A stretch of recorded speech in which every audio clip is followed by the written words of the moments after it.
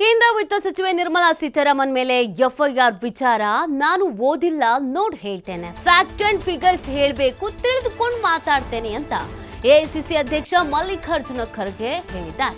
ಇನ್ನು ಖರ್ಗೆ ಮಾತಿಗೆ ದನಿಗೂಡಿಸಿದ DCM DK Shivakumar ಕೂಡ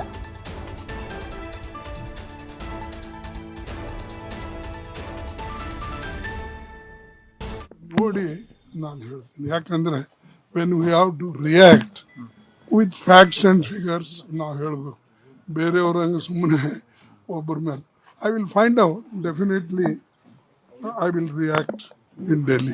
ಸುಲಿಗೆ ಅಂತ ಪರಿಗಣಿಸಿ ಅಂತ ಹೇಳಿ ಸುಲಿಗೆ ಅಂತ ಹೇಳಿ ಆ ಸೆಕ್ಷನ್ ಅಡಿ ಎಫ್ಐಆರ್ ದಾಖಲೆ ಇರ್ಲಿ, ಯಾವುದೇ ಇರಲಿ, ನನಗೆ ಅರ್ಥ ಆಗಿ ತಿಳ್ಕೊಂಡು ನಾನು ಹೇಳ್ತೇನೆ. ಬಿಕಾಸ್ ನಾ ಡೆಲ್ಲಿಗೆ ಹೋಗೋದ್ರಿಂದ ರೆಡಿ ಆಗಕ್ಕೆ ಆ ಪೇಪರ್ ನೋಡಿಲ್ಲ.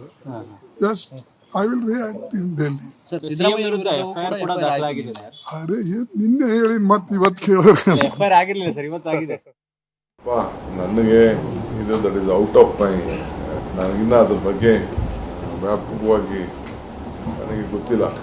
Electoral bond Congress party oppose ಮಾಡಿದ್ರು, ಅದ್ರ ಮೇಲೆ ಎಫ್ಐಆರ್ ಮಾಡಿ ಅಂತ ಹೇಳಿ.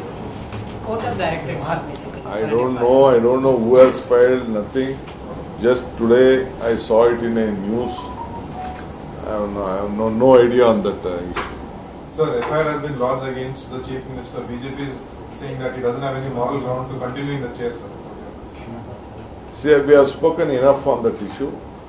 So now the FIR has been lodged. My ACC president has already commented. When ACC president has commented, as a PCC president also, I also commented. We don't want to discuss much on that issue again. ನನಗೆ ಇದು that is out of my